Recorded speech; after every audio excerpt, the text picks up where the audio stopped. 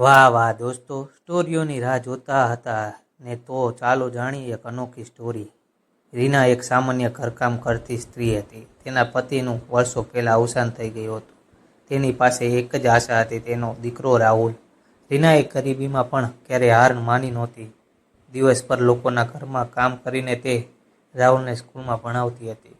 રાહુલ પણ ખૂબ જ હોશિયાર હતો, પણ ક્યારેક તેને શરમ આવતી કે તેની મા લોકોના ઘરમાં કામ કરે છે, પણ શું કરે. એક દિવસ સ્કૂલમાં પેરેન્ટ્સ મીટિંગ હતી.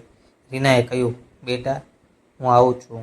રાહુલ થોડો અટકી ગયો અને બોલ્યો, મમ્મી તને ના આવો તો સારું. આ વાત સાંભળીને રીનાનું દિલ તૂટી ગયું, પણ તેને કંઈ કહ્યું નહીં. સમય પસાર થયો.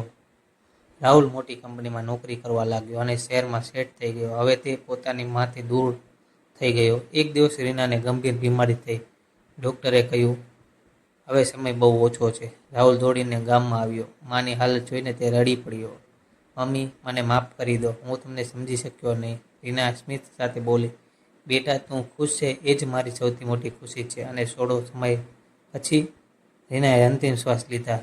જો આ સ્ટોરી સાંભળીને મજા આવી હોય તો ચેનલને સબસ્ક્રાઈબ કરજો દોસ્તો. ધન્યવાદ.